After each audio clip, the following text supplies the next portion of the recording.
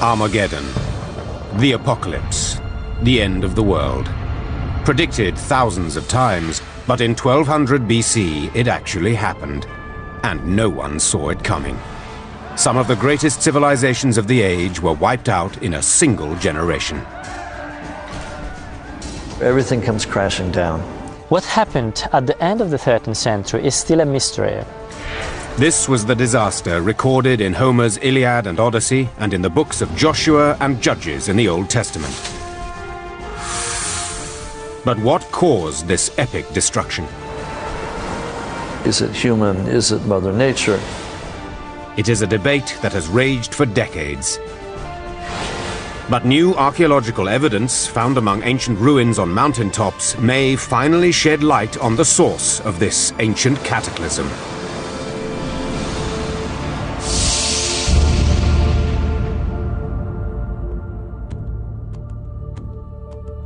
For archaeologists, the past is illustrated by the objects left behind.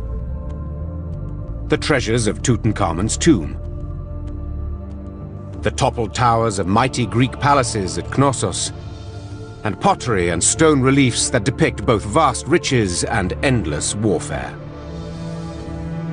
This was the ancient world of 1300 BC, the Bronze Age, named after the metallurgy of its weapons. Stretching from Egypt to the Black Sea, the ancient world was an amalgam of disparate and powerful nations, dominated by kings and their armies. The Mycenaeans and Minoans, the heroes of Homeric legend, built their palaces in Greece, Crete, and the Aegean Islands.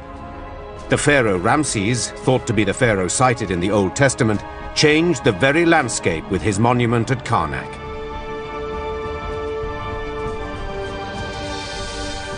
The warring Hittites, biblical enemies of Egypt, dominated what is now Turkey and northern Syria, while the Canaanites, the merchants of the great trade route, controlled what was to become the Holy Land, Israel, Lebanon, and Jordan. It was a patchwork of many kingdoms, leagues apart, distinct in design and culture. Yet when archaeologists first began excavating this territory in the 1930s, a disturbing pattern began to emerge. What we've got is a series of destructions. Most of the main cities, towns, palaces are destroyed for one reason or another.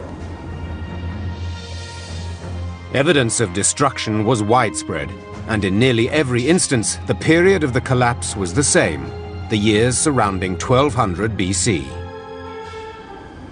In this 50-year period, we've got at least 4 major civilizations that go down. Mycenaeans disappear, Minoans disappear, Hittites disappear, the Canaanites to a large extent disappear, and Egypt is so weakened that it's really never the same again. That's what's so amazing about this, is these are the biggest guys in the world, and they all bite the dust at about the same time, within a generation or two. The Ramessid period starts off very strong with some of the most spectacular building and just incredible wealth. And then there are little cracks in the whole fabric of the society. Economically, religion, you can just see things sort of going downhill. In the reign of Ramses III, there's tremendous inflation. We see the monuments become smaller in scale. We also see huge economic problems with the tax base of the country, because so much of the taxable land had been removed from the tax rolls. Many people believe that from this time, the Egyptians no longer have the great self-confidence they had before the gods. We see a whole new genre of petitions to the gods, these prayers asking for, please God, help me, which we never saw before this time.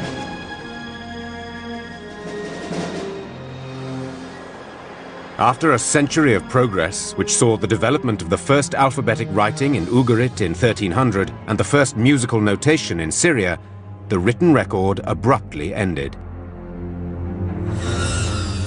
What followed has become known, ominously, as the Dark Age.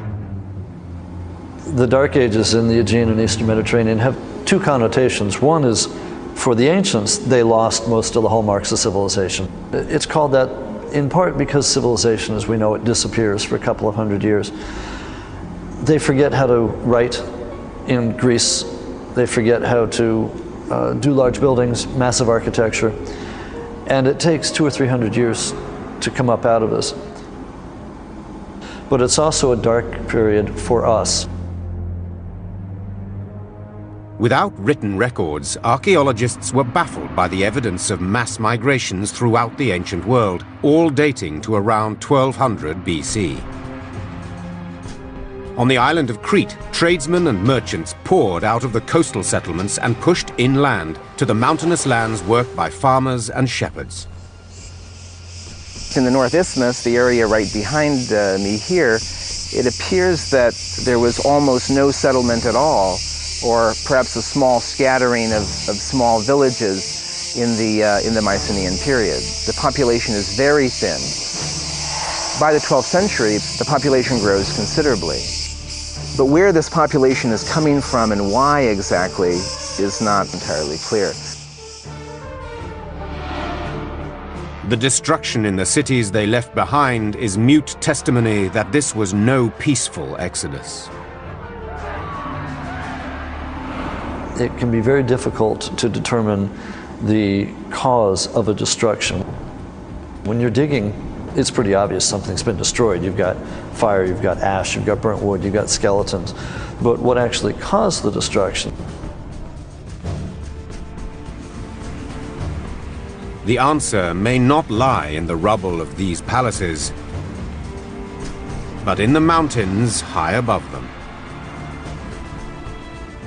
One archaeologist has dedicated his life to following the clues, rediscovering the ancient pathways that lead up the sheer cliffs of the Aegean. It is here that he follows in the footsteps of the survivors, hoping at last to discover how and why their world collapsed.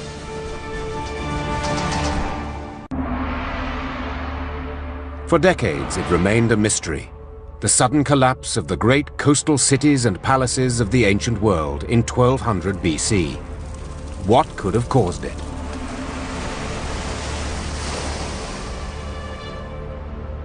Most investigators dug for clues in the ruins of mighty cities. But the real evidence was to be found further inland, in the distant mountains and valleys of the Aegean islands, where humble farmers and shepherds once cultivated barley, lentils, and olives. It first came to light in the summer of 1983, when Polish archaeologist Krzysztof Nowicki, then a 26-year-old student, first climbed the mountain of Karfi on the island of Crete.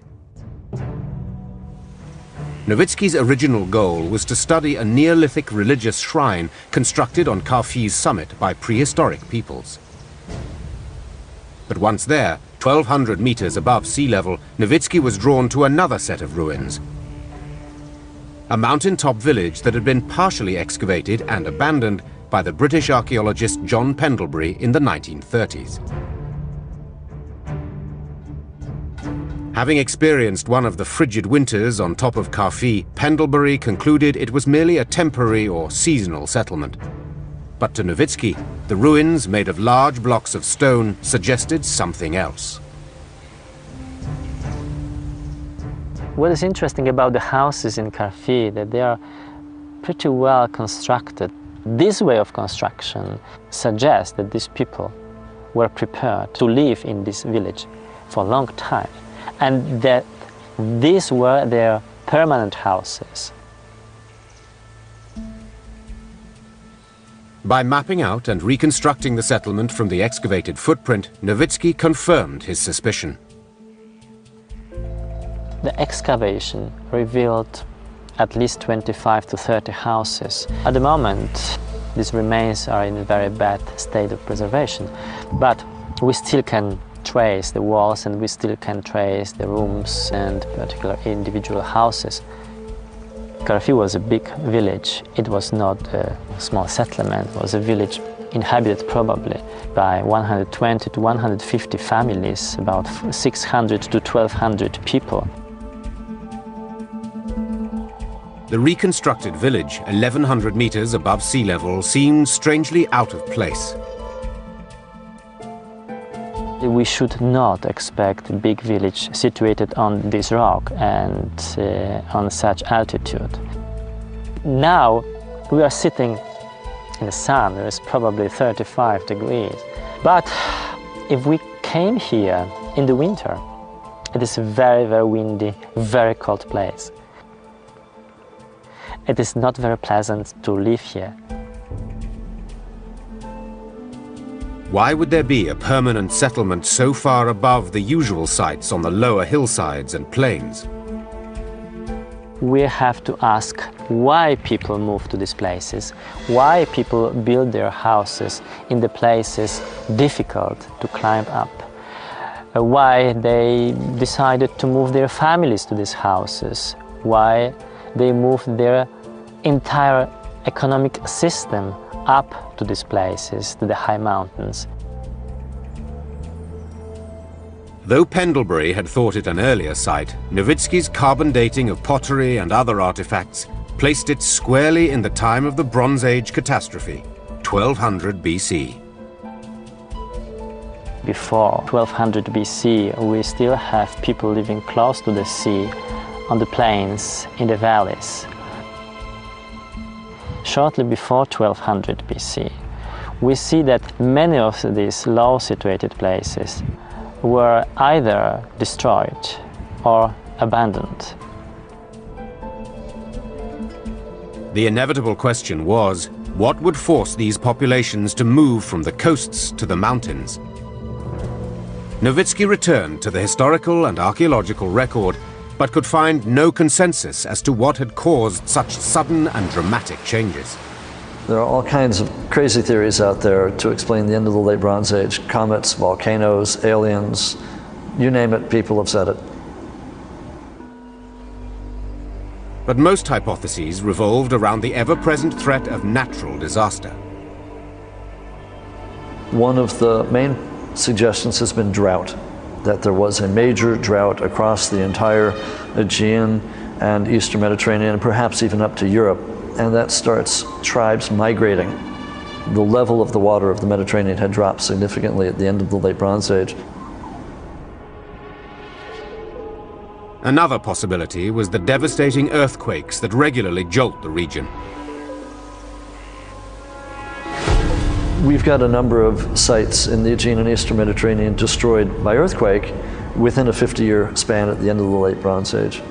Mycenae is destroyed by earthquake. Troy 6 is destroyed by earthquake. Ugarit may be destroyed by an earthquake. Megiddo in Israel may be destroyed by an earthquake. The problem with saying that a single earthquake destroyed all of these sites and brought the late Bronze Age to an end is that these sites are destroyed at different times during the 50-year period. Though the timing of the earthquakes differs, they could still be related. There is something that geophysicists today call an earthquake sequence or an earthquake storm, in which an earthquake will not relieve all of the stress in a fault, but will simply release part of the stress. And so the next part in the fault will go a year later, 10 years later, and then the fault unzips from east to west or west to east or north to south. And we eventually get what's called an earthquake sequence or an earthquake storm. And these last between 30 and 60 years. Many of the cities that are destroyed by earthquakes are either on a fault line or in a seismically active zone. In fact, if you lay a map of the sites that are destroyed at the end of the late Bronze Age by earthquake on top of a map of seismically active zones, they will correlate on very nearly a one-to-one basis. But the earthquake theory has always had its detractors. People recover from earthquakes fairly quickly. That's pretty much proven. Even repeated earthquakes. And to Nowicki, no natural disaster could explain why a population should move to an even more precarious place.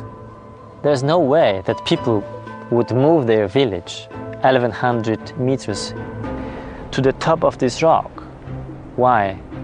Escaping from the earthquakes and living on the edge of the rock? We don't see the people running away from natural disasters. So it makes no sense. Nowicki believes that these unlikely and inhospitable heights are a place of last resort, a defensible refuge designed to offer protection not from nature, but from a human enemy. I mean, there is no reason to live on the ledges, hanging above the gorge or on the rocky knolls, other than a real threat from some other people. If Nowicki's theory about the Aegean apocalypse is correct, there should be dozens of refuge sites waiting to be discovered in the high mountains of Crete, hidden settlements unseen for generations. If he can find them, they could reveal details of a life and death struggle between the survivors who subsisted at these impossible heights and the enemy that drove them there.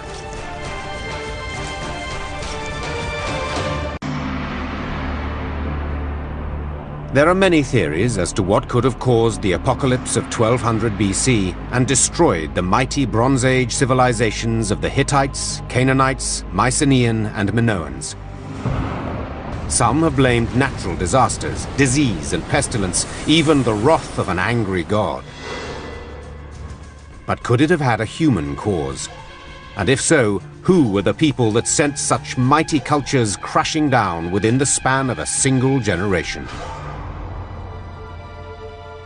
For decades, archaeologists sifted the abundant ruins but found only a few isolated clues. Then, in the 1930s, a stone tablet bearing a desperate message was unearthed in northern Syria. Found in the ruins of the palace of Ugarit, destroyed by fire around 1200 BC, it gave a foretaste of the destruction to come. The king of Ugarit says, "My father, 7 enemy ships have been sighted. Now, they've already done great damage to my country. If you see any more, please let me know." The tablet was never sent. It was found in the kiln, ready to be fired, when obviously the enemy ships came back and destroyed the town. Who was this enemy that came from the sea? Only one culture, Egypt, survived the collapse of the Bronze Age to give them a name. Ancient hieroglyphics tell of a terrifying foe, the warriors known only as the Sea Peoples. We get all of our details about what the Sea Peoples look like and their mode of transportation from the Egyptians. In addition to the texts that the Egyptians put up on their walls, they also put up pictorial scenes. And so they actually show us what the Sea Peoples look like. We can see the type of helmets they wear, the type of headdresses they wear. We can see them moving in ox carts, in some cases with their families, wives and children and possessions.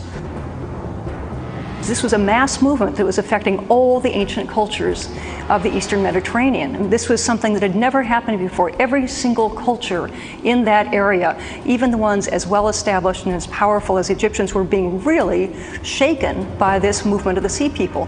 Because part of it is they were coming not only to attack, but to settle.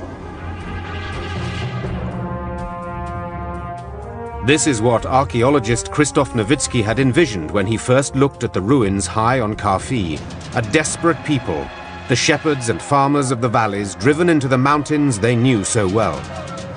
But could he prove that Kaffi was no anomaly, simply one example in the systematic evacuation of an entire people?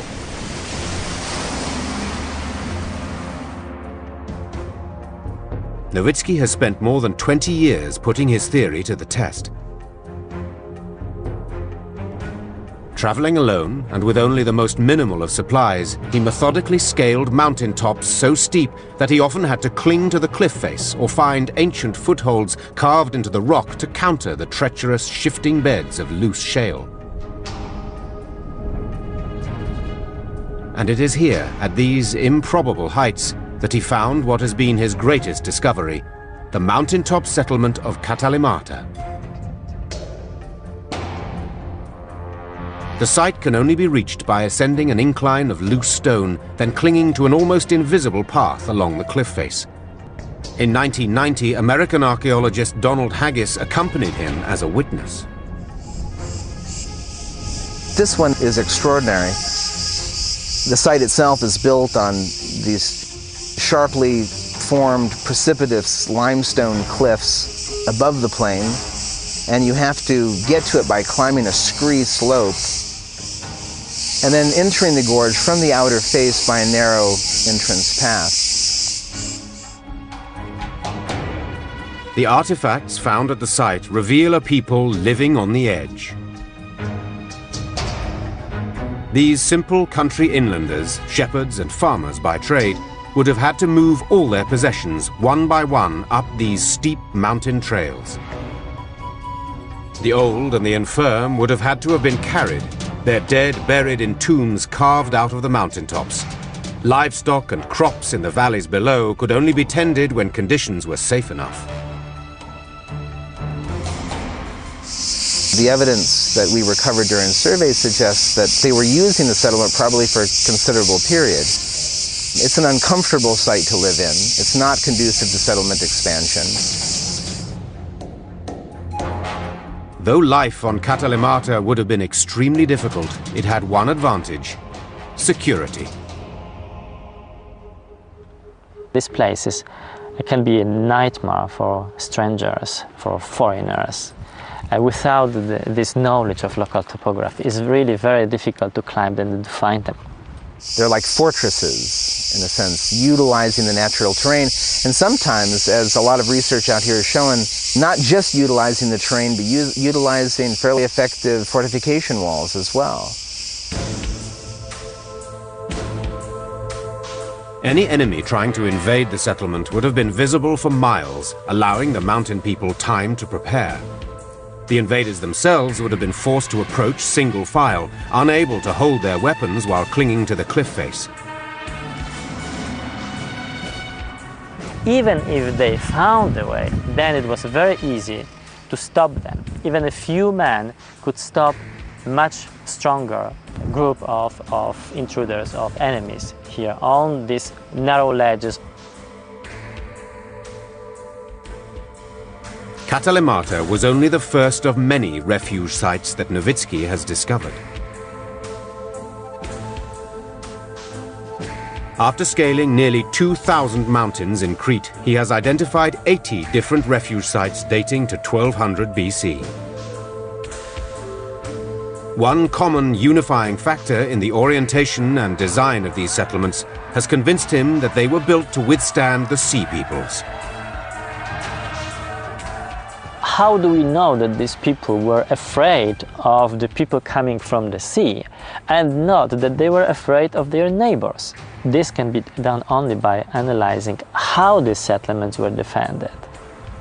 Crete is completely open from the area of the mountains behind it. So we know that they didn't expect the enemy coming from these mountains. These places were settled because they were afraid of the people coming from the sea. The influx of these sea peoples was to change the face of the ancient world. So who exactly were they?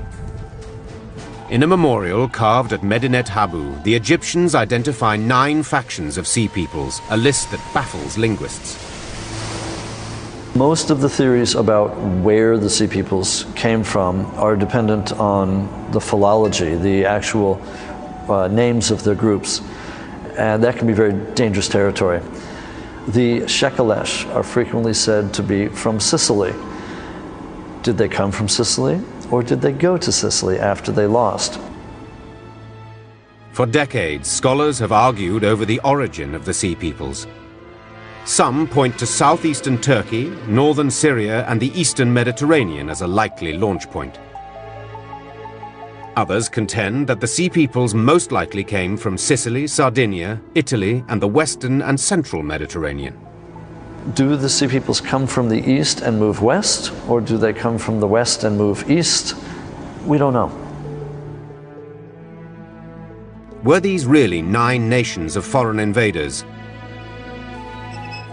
Or was this an attack that started much closer to home? One theory holds that it was the very structure of the ancient world that made it vulnerable to terrorism from within. a world built around palaces and omnipotent kings. The king would control most everything. There would be some private merchants and private enterprise, but mostly the king runs the government, the king runs the army, the king is going to run the international trade, certainly in charge of the diplomatic powers. So you're in a situation where the palace pretty much controls 75 to 90% of daily life. In many places, it seems the kings and queens lived with the gods. The kings and queens were the human representatives of the deities. These deities are statues. And then there is the army, the professional army, under the kings and queens. And then there's everybody else. And everybody else was supposed to keep and wanted to keep the gods and the kings and queens satisfied. The only place for laborers and peasants outside this system was in the king's massive armies. And even there, they played a subservient role in the service of the charioteers. The typical battle in the late Bronze Age seems to have been the charge of two chariotries against each other. Each chariotry might be numbered in the hundreds or possibly the thousands. And the chariot crew was heavily armored, and that was the main weapon, the composite bow. And so the fighting was mostly at long range. But of course, after they'd hit a target and brought an opposing chariot to a stop, then somebody had to go and finish off that crew. And that's where these so-called runners came in, the barbarians who were hired to act as cleanup crews in a chariot battle. These anonymous groups of hired mercenaries were recruited from the poorest parts of the ancient world. The tablets that we have make it very clear that the palaces took very good care of the charioteers.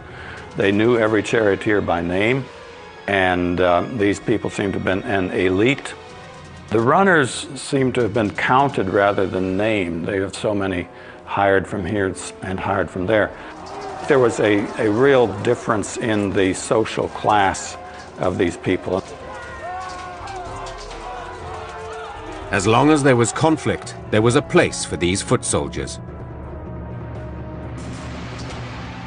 But in the years leading up to the Great Collapse, there was an unprecedented period of peace. The country was more or less at peace because of the great treaty between the Hittites and Ramses II. It would be the equivalent of after World War I or after World War II, with the various powers signing a peace treaty. This effectively brought an end to warfare between two of the greatest powers of the day, and we get half a century or so of peace. It certainly was one of the true high points of the ancient world. And then it all comes crashing down. Did the fact that there was little employment for these lower-class runners lead to an uprising? Or were these out-of-work warriors recruited by an outside enemy? And these warriors, now without the central authority, were either on their own or they were under the supervision of these local chieftains. They could do whatever they wanted. Nobody could catch them. The Egyptian record suggests it was a changing coalition that raided the power centers of the ancient world for over 50 years. We've got indications in the Egyptian records themselves that there were successive waves of sea peoples. Almost certainly there's a change in the makeup of the group between the first and the second invasion. They're definitely working together as a coalition, but I don't think that they began that way. What we're seeing is the end result. It's the final wave that's washing up against Egypt. And as the Egyptian reliefs show, the so-called sea peoples were armed in much the same way as the native chariot runners. They were not heavily armored. In fact, any kind of armor would have slowed them down and probably made them less effective on the battlefield. And so they carried small round shields with leather over a wooden frame. And they wore a helmet. I'm not sure whether the helmet was practical or not, but I think it had a good psychological effect on them. Though the exact origin of these warriors may never be identified, archaeologist Krzysztof Nowicki thinks he has found one of the flashpoints. At Castri, on the coast of Crete, Nowicki has identified remnants of a settlement unlike the many inland refuge sites he has explored.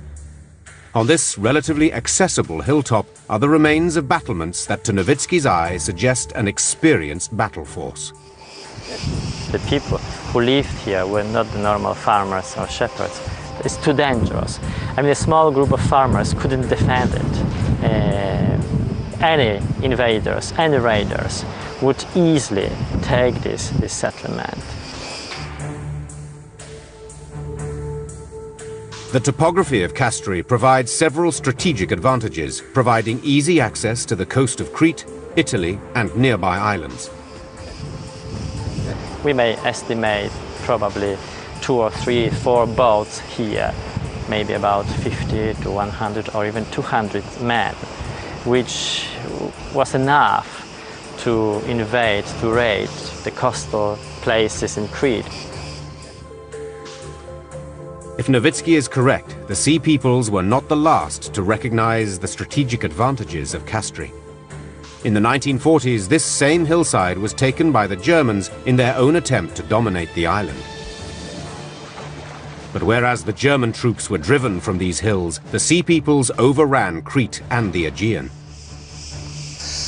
The extent of destruction, especially in Anatolia, in central Greece, doesn't suggest to me a disorganized group. It suggests a rather efficient military machine. But whether this force represents outside invaders, disgruntled local warriors, or some combination of the two, the question remains the same. What's amazing about all this is that this ragtag group of marauders and pirates managed to knock off the best of the civilizations, and how they managed to do it is still the major question.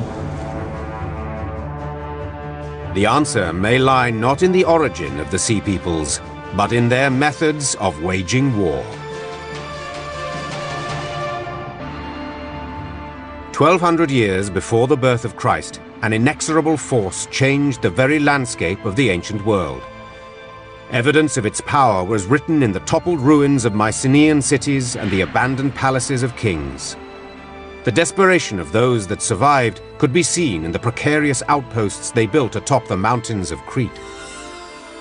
Mighty civilizations, from the Minoans to the Hittites, survived pestilence, famine, and earthquakes, only to fall to a human enemy, a mysterious force of barbarians called the Sea Peoples. But these invaders had no chariots, no armor. How could they have taken on the armies of kings? Late in the 13th century, it finally dawned on somebody that you didn't need these expensive chariots and chariot teams in order to win a battle. If you got enough runners together, and they were cheap, and they themselves have the capacity to annihilate a chariot army. One weapon made it possible for these runners to become formidable warriors. A simple weapon that until the collapse had been used primarily for hunting. The javelin is a fairly short weapon, probably 4 feet, and has a small metal head. I don't think that these were lethal most of the time, but they certainly would wound whatever they hit. As the raiders swarmed the disabled chariot, the well-protected charioteer would have been suddenly vulnerable. The charioteer and the chariot archer both wore a corselet with scale armor that might have weighed between 30 and 45 pounds. So obviously they cannot run, and they are in no position to defend themselves in hand-to-hand combat. It is at this point that a team of raiders armed with short swords and lightweight shields would have had the advantage, both in numbers and mobility. That's all you'd need to do. Wound a horse and that chariot is stopped. If they could, at 40 or 50 yards, hurl their javelins and bring down a chariot horse, then they were ready to come in for close combat and hand-to-hand weapons, and at that point the chariot crew is doomed. With every success, the ranks of the invaders grew and spread across the Aegean. Only Egypt was able to withstand the onslaught, although the conflict was to leave them forever weakened. So how did the pharaoh's armies withstand an assault that extinguished such powers as the Mycenaeans, Minoans, and Hittites? There was a lot of diplomatic correspondence going back and forth, and a lot of trade in especially gold leaving Egypt through Nubia, and things like horses being brought into Egypt, and various other types of commodities going back and forth. So it was a period of a lot of communication between all of these powers. They had forewarning of these people coming toward Egypt, which was a very important aspect of defense. They had moved the capital of Egypt to the northern part of the country actually to defend against these people, so they were very ready.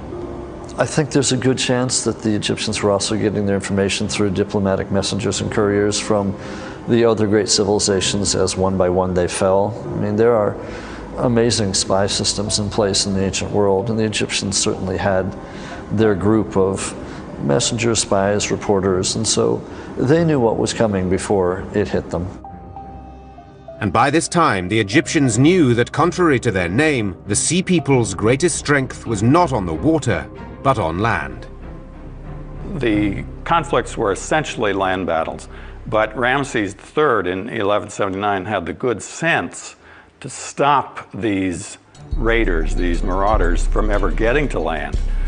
The Egyptian records, both the pictorial and the textual, they depict a battle taking place on the water, whether it's in a river mouth or actually out in the sea. It's hard to tell, but we've got boats, we've got drowning people. There's obviously a major battle going on the water. They were out there in their boats and they were helpless out there. The Egyptian archers who were stationed on the shore or on other boats, it was duck soup. Decimated by the pharaoh's archers, the final wave of Sea Peoples was dispersed. But warfare would never be the same again. In the late Bronze Age, the defense of a community rested on an elite, on the charioteers and the chariot archers. In the Iron Age, which follows this catastrophe, the importance of infantrymen is much greater, and charioteers have become marginal. They continue to be used for flanking operations, but they are no longer the essence. The essence is in infantry. In the span of just a few years, the kings and armies of the ancient world had been felled. In their wake, a new populace rose up. What the Sea Peoples do is create a power vacuum.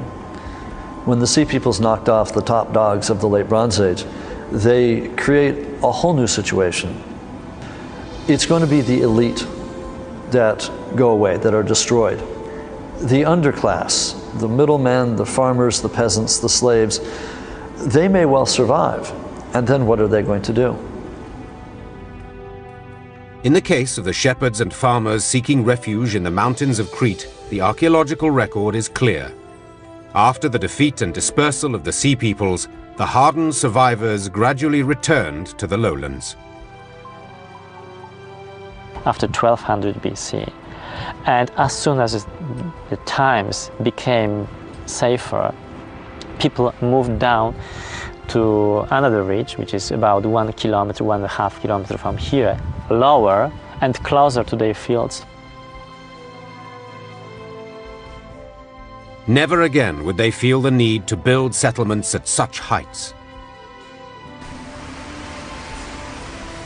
But the final fate of the warriors known as the Sea Peoples may never be known. The Egyptians themselves say that they settled some of the remnants in either Egypt itself or in Canaan. And we know that later Egyptian texts talk about the city of Dor in Israel being a Tejeker city. We know that the Pelesset settle down in Canaan. They become the Philistines. Some believe that these survivors and the remnants of the Sea Peoples may have intermingled, something future DNA testing of the remains found in the tombs may reveal. We've probably got remnants of the very civilizations that the Sea Peoples had destroyed while en route to Egypt. So we may well have Mycenaeans among the Sea Peoples, Minoans among the Sea Peoples, Hittites or Luca among the Sea Peoples. And it may well have been one of the few opportunities left to them was to join the Sea Peoples, the very group that had undone their civilization. And so the ranks of the Sea Peoples may have swelled with the very people they had just conquered. What is undeniable is that after the fall, something entirely new emerged. We're going to get dark ages for a couple of centuries as the melting pot is remixed. But up out of this, out of the ashes, rise the phoenix of the Greeks. We get new political systems and new civilizations in effect. The Greeks rise up, and we get things that will eventually become democracy as we know it. With the worst of motives, these Sea People had destroyed one world, but obviously they opened up opportunities for people who'd never had opportunities before. We get the Israelites and David and Solomon, and the kingdoms of Israel and Judah, which may not have been able to exist unless the mighty kingdoms of the Late Bronze Age had been done away with. So the Sea Peoples, in effect, bring about the demise of the old and the rise of the new. The exact chain of events that brought an end to one age and gave rise to another is still being investigated. I don't think Krzysztof has the answer, but he's getting close. He's getting close to finding the answer. What I think we've really got is a combination of causes. The Sea Peoples got lucky. Their timing was perfect. They take advantage of some of perhaps the natural disasters. If a drought had occurred, if a series of earthquakes had just occurred, we get what archaeologists refer to as a systems collapse, where one or two factors, which in and of themselves would not have caused the collapse of civilization, when they're put together, create a magnification effect. The Sea Peoples are able to exploit a hole in the defenses of these mighty civilizations where none had existed before.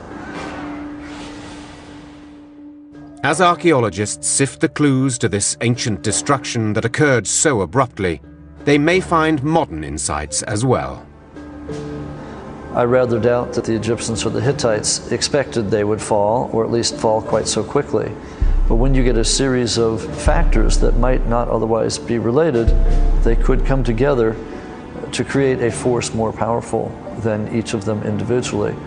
So one of the lessons we might learn for today's society is that while a drought might not be important in and of itself, or while a series of earthquakes might seem to have only a lasting impact, if you layer a couple of natural disasters on top of some man-made calamities, you may get a completely unexpected result.